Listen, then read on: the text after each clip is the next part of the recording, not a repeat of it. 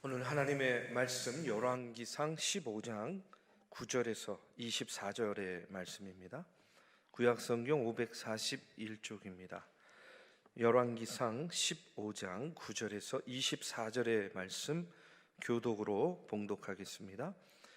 이스라엘의 여로보암 왕 제20년에 아사가 유다 왕이 되어 예루살렘에서 41년 동안 다스리니라. 그의 어머니의 이름은 마아가라. 아비살롬의 딸이더라. 아사가 그의 조상 다윗같이 여호와 보시기에 정직하게 행하여 남색하는 자를 그 땅에서 쫓아내고 그의 조상들이 지은 모든 우상을 없애고 또 그의 어머니 마아가가 혐오스러운 아세라상을 만들었으므로 태후에 위를 패하고 그 우상을 찍어 기드론 시냇가에 불살랐으나 다만 산당은 없애지 아니하니라. 그러나 아사의 마음이 일평생 여호와 앞에 온전하였으며 그가 그의 아버지가 성별한 것과 자기가 성별한 것을 여호와의 성전에 받들어 드렸으니 곧 은과 금과 그릇들이더라. 아사와 이스라엘의 왕 바하사 사이에 일생 동안 전쟁이 있으니라. 이스라엘의 왕 바하사가 유다를 치러 올라와서 라마를 건축하여 사람을 유다 왕 아사와 왕래하지 못하게 하려 한지라. 아사가 여호와의 성전 곳간과 왕궁 곳간에 남은 은금을 모두 가져다가 그 신하의 손에 넘겨 다메섹에 거주하고 있는 아람의 왕 헤시온의 손자 다브림몬의 아들 베나다에게 보내며 이르되 나와 당신 사이에 약조가 있고 내 아버지와 당신의 아버지 사이에도 있었느니라.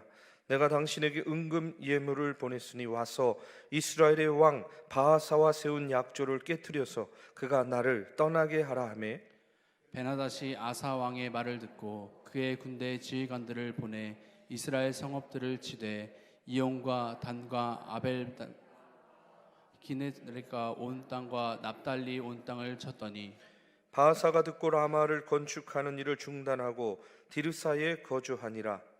이에 아사 왕이 온 유다에 명령을 내려 한 사람도 모면하지 못하게 하여 바하사가 라마를 건축하던 돌과 제목을 가져오게 하고 그것으로 베냐민과 미스바를 건축하였더라.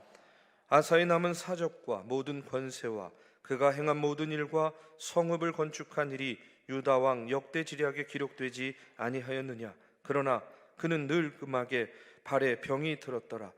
아사가 그의 조상들과 함께 잠에 그의 조상들과 함께 그의 조상 다윗의 성읍에 장사되고 그의 아들 여호사밧이 대신하여 왕이 되니라. 아멘. 네, 우리 배단이 찬양대의 귀한 찬양 감사를 드립니다. 오늘 찬양하시기 전에 뭐 좋은 것 잡수셨어요? 아니 소리가 너무나 힘차고 우렁차고 또 은혜로운 그런 찬양을 해주셨어요. 그렇죠? 저만 그렇게 들은 게 아니죠. 네, 우리 한번 박수로 다시 한번 격려해 주시기 바랍니다. 계속해서 열왕기상의 말씀을 나눕니다. 한결같은 신앙이라는 제목으로 말씀을 나누는데요. 전에 그런 이야기, 농담 이런 이야기가 있었습니다. 정말 아주 멋지게 잘생긴 남학생이 좀 인물이 좀 많이 떨어지는 그런 여학생. 근데 아주 옷은요, 아주 명품으로 잘 차려입은 그런 여학생하고 이렇게 지나가면 그 모습을 보고 학생들이요 이렇게 수군거렸대요. 야, 저 여자의 아버지가 재벌인가 봐 하고 이렇게 얘기했대요. 또 반대로 아주 예쁜 여학생이요 좀 이렇게 좀 보기에도 좀 옹색하고 좀 이렇게 궁색하게 보이는 그런 남학생하고 이렇게 지나가면 또 뭐라고 이야기하냐면 야, 저 남자의 사법고시 합격했나 봐 이렇게 얘기했대요. 그리고 이제 마지막으로 아주 못생긴 남학생이 또 역시 못생긴 여학생하고 이렇게 데이트를 하면서 지나가면 뭐라 그런지 아십니까? 어떻게 아세요? 쟤네들 진짜 사랑하나 봐 이제 이렇게 이야기를 했대요. 여러분 우스갯소리이기는 하지만 이 이야기가 우리에게 말하고자 하는 바가 있습니다. 그것은 뭐냐면 우리 사람들이요 항상 우리를 둘러싸고 있는 여건이나 상황을 좀 떠나서 그 사람 자체만을 사랑한다는 것이 참 힘들고 어렵다는 얘기예요. 그러니까 환경이나 여건, 이런 주변, 이런 상황들을 떠나서 그냥 온전히 그 사람만 사랑하는 것이 참 어렵다. 바꿔 말하면 사람은요, 사람을 사랑하려 하기 이전에 그 사람을 장식하고 있는 그런 주변의 여건이나 조건들을 더 많이 보게 된다는 그런 이야기죠. 결국 인간의 사랑이라는 것이 이렇게 상황과 여건, 그 다음에 조건, 이런 것들에 영향을 받게 된다는 그런 이야기입니다. 그래서 인간에 의한 변함없는 참 사랑, 참 이것이요, 말로는 쉬운데 실제로는 정말 어려운 일이에요. 그런데 이것은요, 우리의 신앙생활을 통해서도 역시 고스란히 저는 드러난다, 이렇게 생각이 됩니다. 여러분, 우리가 하나님 사랑하고 우리가 우리의 믿음을 지켜나가는 이유가 어디에 있습니까? 혹이라도 우리가 믿는 하나님, 전지전능하신 하나님이니까, 그 전지전능하신 하나님은 무엇이라도 할 수 있으니까 지금 내가 인생이 고단해요, 고달파요, 앞이 보이지 않아요, 어디로 가야 좋을지, 무엇을 해야 좋을지 모르게 꽉 막혀 있는 것 같아요. 그러니까 전지전능하신 하나님, 무엇이든지 할 수 있는 하나님께서 한 방에 내 인생을 좀 역전시켜 주세요 하는 그런 마음으로 우리가 하나님을 믿는다면, 여러분, 그 믿음은요, 참된 믿음이라고 할 수가 없겠죠. 아니면 주님이 나의 구원자 되시고 천국의 백성을 삼아 주셨기 때문에 여러분 믿고 계십니까? 그렇다고 한다면 그 믿음이야말로 참된 믿음이라고 이야기할 수 있을 겁니다. 우리의 믿음과 신앙 또한 앞서 말한 이야기처럼 참 상황과 환경, 여러 가지 조건에 따라서 참 변화될 때가 많아요. 아침 다르고 점심 다르고 저녁 달라요. 조변 섞게 한다 그러잖아요, 그렇죠?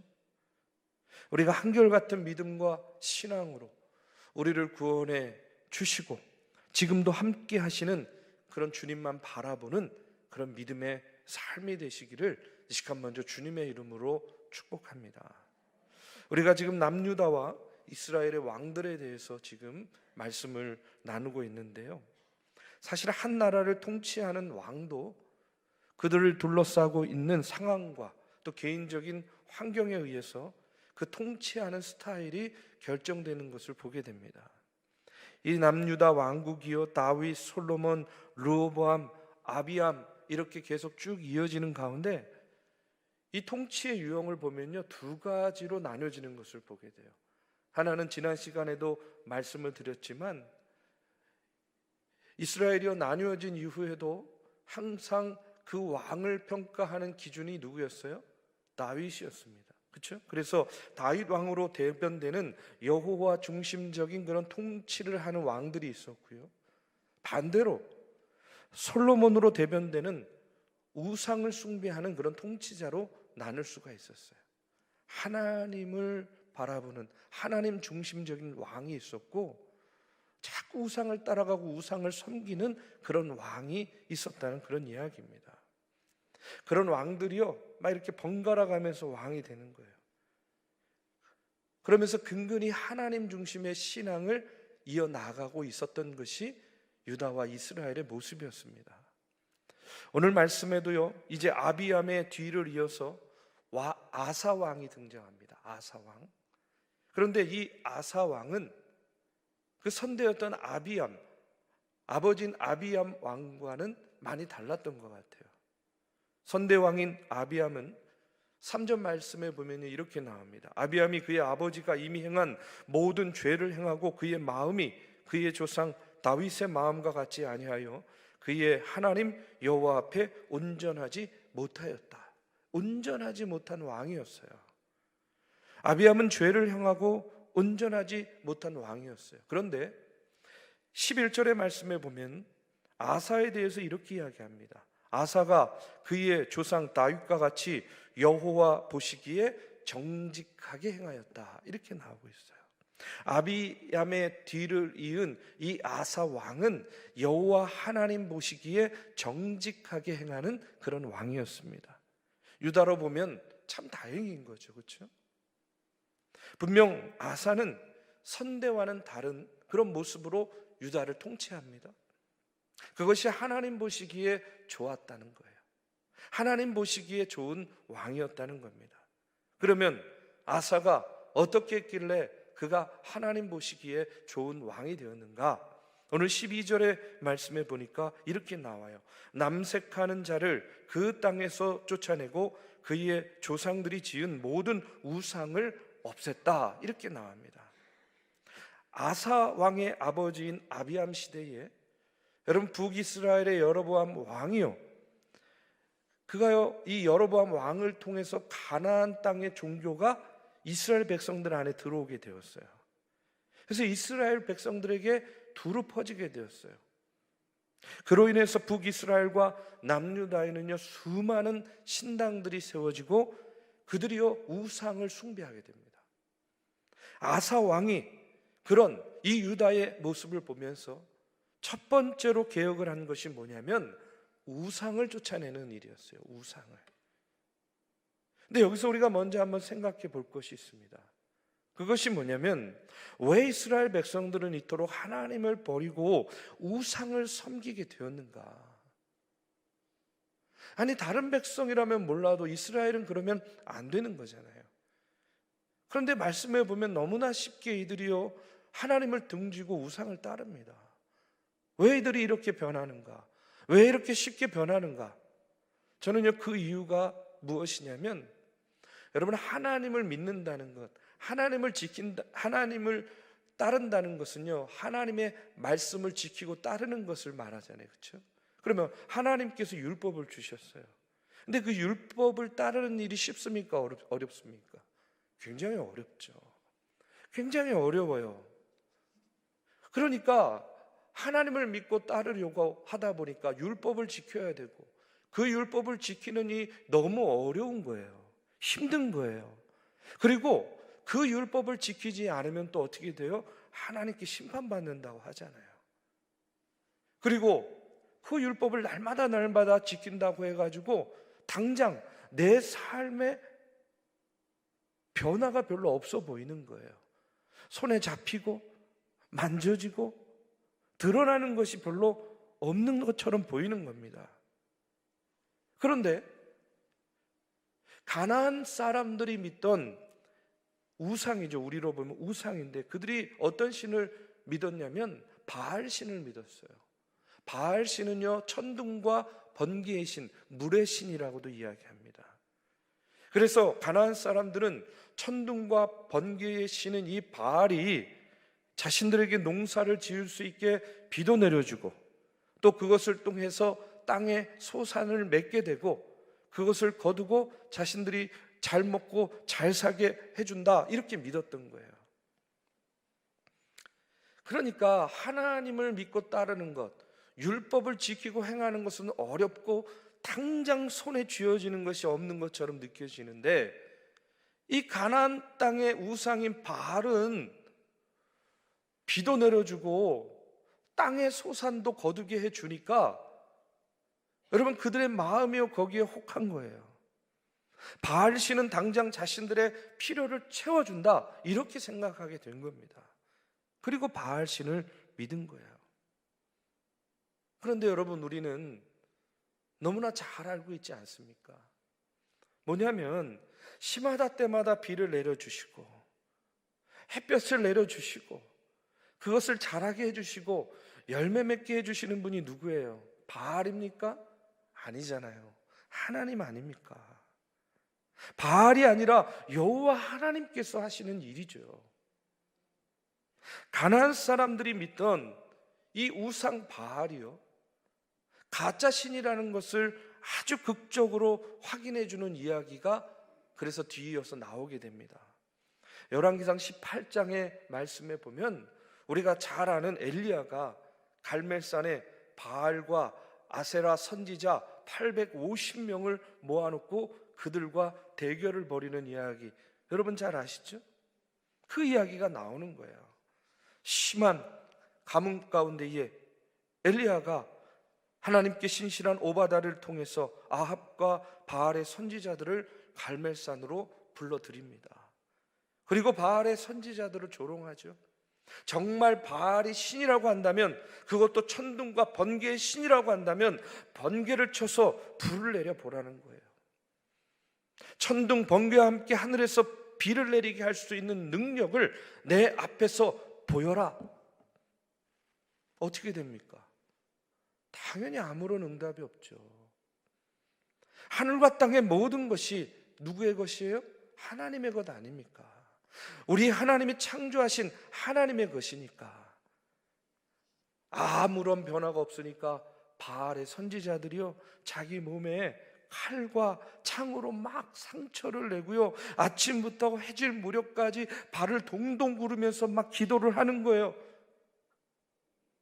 그래도 아무런 변화가 없어요. 헛수고입니다. 그런데 이제 엘리야가 나섰어요. 열왕기상 18장 38절의 말씀에 보면, 이에 여호와의 불이 내려서 번제물과 나무와 돌과 흙을 태우고 또 도랑에 물을 핥은지라, 이렇게 나와요. 엘리야가 기도하니까 하늘에서 불이 내리는 거예요. 번제물과 나무와 돌과 흙을 태우고 도랑에 물을 싹 다 마르게 하는 겁니다. 여러분, 이것이 무엇을 의미하는 거예요? 바알은 가짜라는 거예요.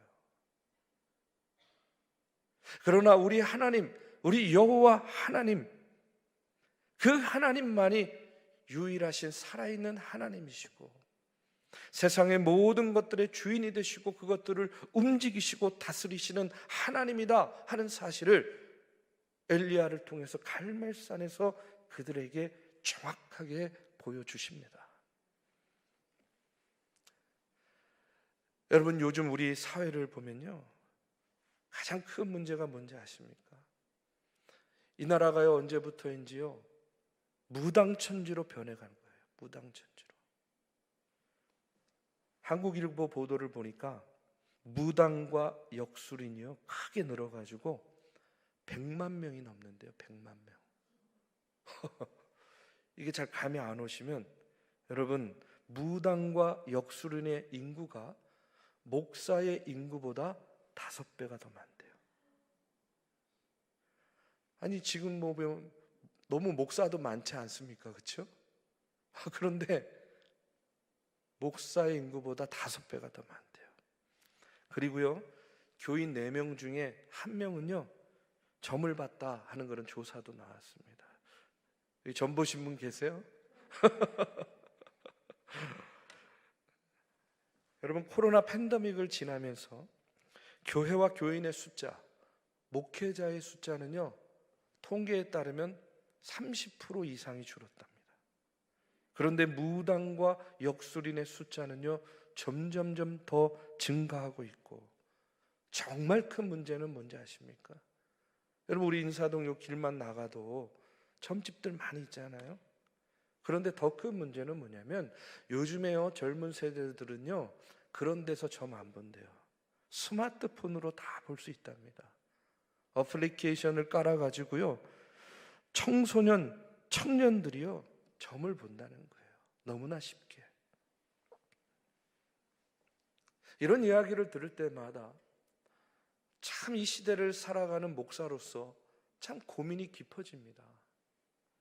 교회를 떠나는 젊은 세대들은 늘어가는데 점술에 빠지는 젊은 세대들은요, 점점 늘어나고 있어요. 교회는요, 들어오기도 참 어려워요, 사람들이. 그리고 점점 세상과 멀어지는 것 같은데, 여러분, 이런 점은요, 스마트폰 이런 거를 통해서 점점 더 사람들의 삶과 가까워지고 밀접해지고 너무나 쉽게 깊게 침투해 있는 것을 보게 돼요. 오늘 말씀을 준비하면서도요, 나는 목사로서 무엇을 해야 하나? 우리가 무엇을 해야 되나? 여러분, 우리가요, 남의 일이 아니라 우리의 일로 심각하게 고민해야 됩니다. 예나 지금이나. 그럼 이런 무당, 이런 우상 종교가 성행하는 이유가 여러분 무엇이겠습니까? 저는 그 이유는요, 지금 이 세상에서 내가 어떤 큰 복을 받으며 살 것인가에만 관심을 가지는 우리 인간의 과도한 욕심 때문이다라고 생각해요. 이 땅에 살면서 남보다 더 많이 갖고 싶고 누리고 싶고 더 많은 복을 받고 싶어하는 우리의 과도한 욕심이 이런 모습으로 나타나는 것이라고 생각합니다. 여러분, 점과 무속행위 뒤에는요, 성경에서 말하는 우상 숭배가 정확하게 들어있어요. 성경에 보면 예수님을 시험하던 마귀가 예수님께 나와가지고 뭐라고 이야기합니까? 네가 나에게 절을 하면 어떻게 해요? 이 세상을 너에게 주겠다, 이 세상을 다스릴 권세를 주겠다, 이렇게 이야기하잖아요. 그때 예수님께서 사단아 물러가라, 오직 주 너희 하나님 한 분만을 섬길지라 하고 이렇게 단호하게 물리치십니다. 여러분, 무속에는요 무엇이 있습니까? 예수님께 와서 예수님을 유혹하는 사단의 모습, 사단을 물리치는 예수님의 모습을 우리가 머릿속에 상상해 보시면요, 무속에는요 이런 거 아니에요? 귀신에게 항복하고 절하면 너에게 돈도 주고 너에게 명예도 주고 너에게 권세도 주겠다는 거 아니겠어요? 그러니까 오늘날 대한민국에 내놓으라 하는 정치인들, 연예인들, 부자들, 이와 같은 복과 출세의 비결을 얻기 위해서 점집에 줄을 서고 있어요. 여러분요, 유명한 무당은요 3년 스케줄이요 이미 차 있어가지고 그 무당 한번 만나서 정 한번 보려면 3년 기다려야 된대요.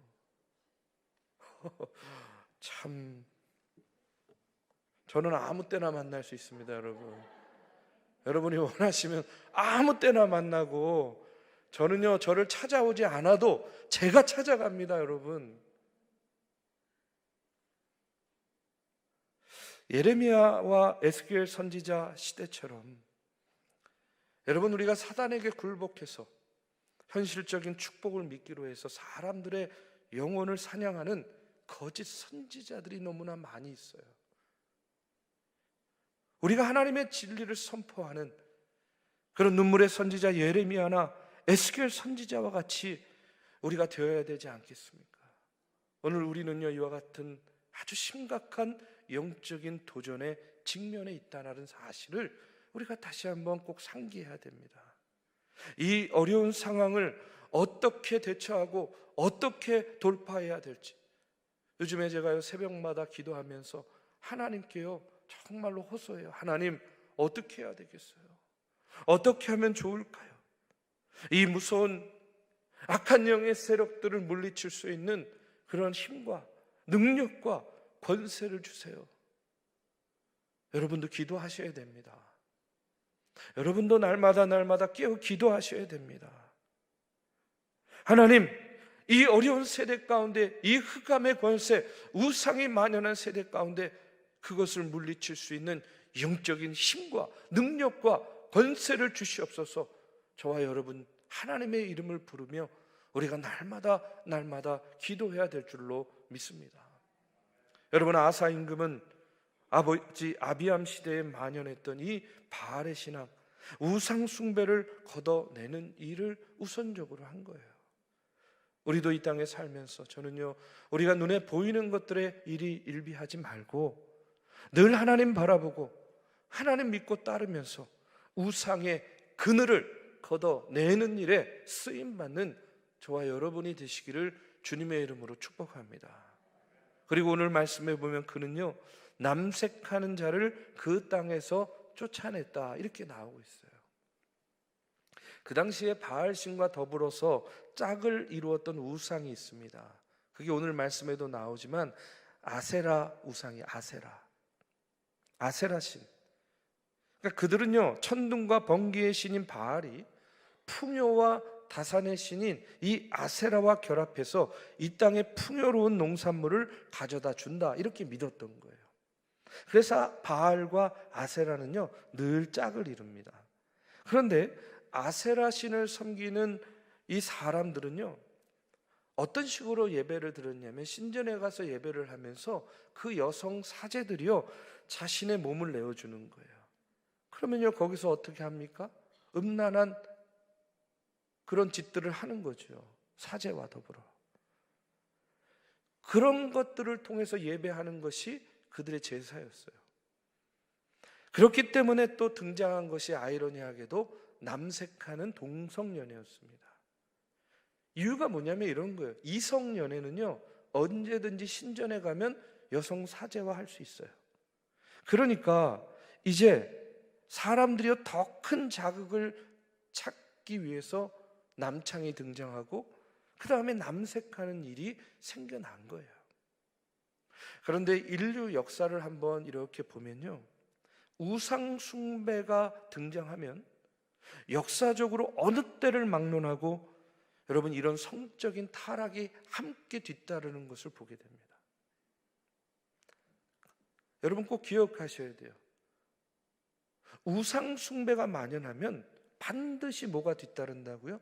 성적인 타락이 뒤따르게 돼 있어요. 그러니까 성적으로 타락한 사회는요 뭐가 만연한 사회라고 보면 돼요? 우상이 만연한 사회다 이렇게 보시면 되는 거예요. 자, 오늘 우리 사회를 한번 보십시오. 여러분 오늘 이 땅을 한번 보십시오. 오늘 우리가 사는 지금 이 시대에도 이와 같은 일이 우리의 눈앞에서 펼쳐지고 있는 겁니다.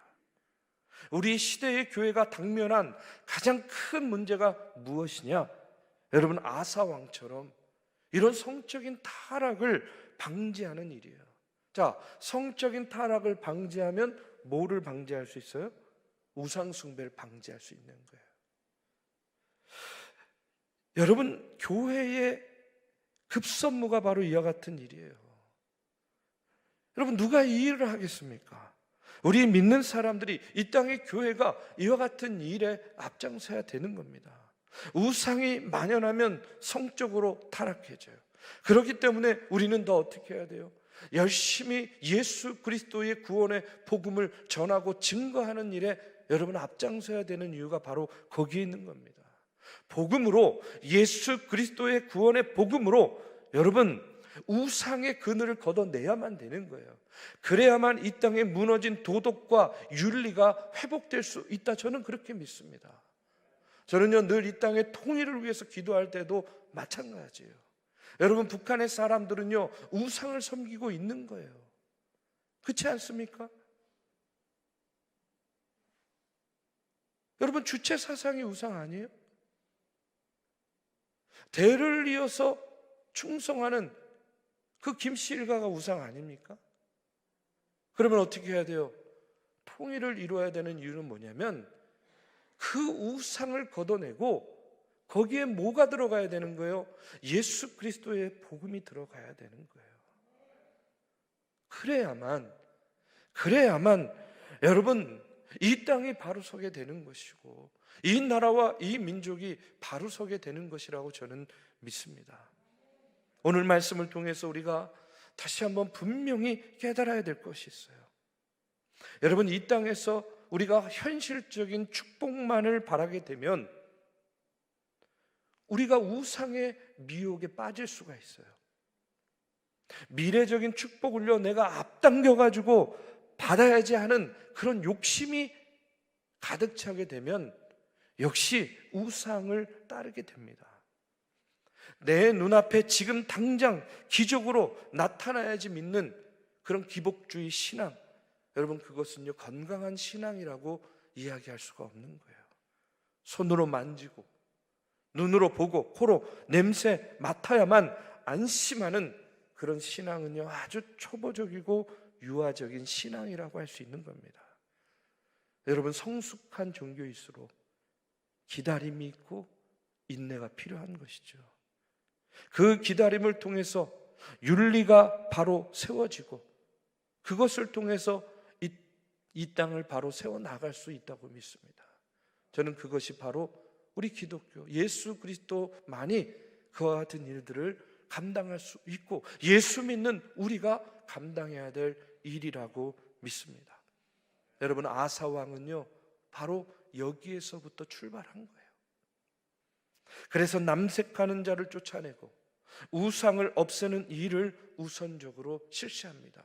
그가요 얼마나 이 일에 의지를 보였는지 아십니까? 이어지는 13절의 말씀을 보면요, 그가요 참 하기 힘든 일을 해요. 그게 뭐냐면, 또 그의 어머니 마아가가 혐오스러운 아세라상을 만들었으므로 태후에 위를 패하고 그 우상을 찍어 기드론 시내가에 불살랐다, 이렇게 나오고 있어요. 아사 왕은요, 이렇게 보니까 우상 숭배의 근원이 누구예요? 어머니예요. 어머니가 우상을 숭배하고 있는 것을 보게 돼요. 여러분, 아들로서 얼마나 갈등이 있겠습니까? 여러분, 어미인 이 마아가 어머니는요 아마 그런 마음이었을 것 같아요. 아들이 왕이 됐어요. 그러면 아들이 잘 돼야 되잖아요. 훌륭한 왕이 돼야 되잖아요. 그러니까 어미의 마음으로 아마도 이 아들을 위해서 임금으로서 백성을 잘 먹고 잘 살게 하는 일에 아들인 왕이 쓰임받고 백성들에게 칭송받을 수 있다면, 그것이 바알이든 아세라든 어떤 우상이든 상관없다, 이러면서 아들 위하는 마음으로 우상을 섬겼을지도 모르겠어요. 그런데 여러분, 자식 잘 되는 마음, 잘 되기를 바라는 마음은 이해하지만 그 방법이 잘못된 거예요. 자식을 위하는 것이 아니라 오히려 자식을 망치는 빗나간 모정이라고 할 수 있습니다.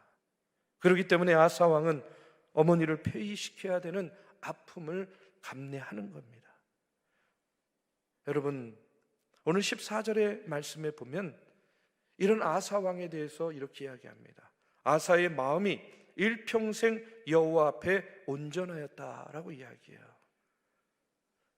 분명 우상과 남색하는 자를 몰아내고 자신의 어머니까지 폐위시키면서도 그는요 여호와 앞에 온전하게 서는 길을 택하였다는 겁니다. 여러분, 이것이 너무나 어려운 일이었을 거라고 생각해요. 그러나 너무 어려워도 반드시 해야만 되는 일이었습니다. 저는요 오늘 이 아사 왕의 모습을 보면서 그런 생각 들어요. 오늘 우리도 우리의 상황과 조건에 흔들리지 말고, 여러분, 우리가 한결같은 믿음과 신앙으로 우리에게 드리워진 흑암의 권세, 우리에게 드리워진 악한 마귀 사탄의 그 권세를 걷어내기 위해서요 우리가 결단하고 우리가 더욱더 담대해야 될 줄로 믿습니다. 그럴 때에 여러분, 우리는요 아사 왕과 같이 하나님 앞에 온전한 모습으로 평생을 살아가고 마지막 때에 주님 앞에 섰을 때에 잘하였도다, 착하고 충성된 종이다 라고 이렇게 일컬음을 받을 수 있으리라고 믿습니다. 여러분, 오늘 평생 한결같은 마음으로 주님을 사모하는 주님의 귀한 믿음의 자녀들이 되시기를 바랍니다. 주님의 도우심과 인도하심을 따라가고 주님만을 높이고 주님만을 드러내면요 하나님께서 저와 여러분의 삶을 여러분 죽을 길이 아닌 살 길로 인도해 주시는 줄로 믿습니다. 그와 같은 믿음으로 하나님을 기쁘시게 하는 저와 여러분이 되시기를 주님의 이름으로 축복합니다.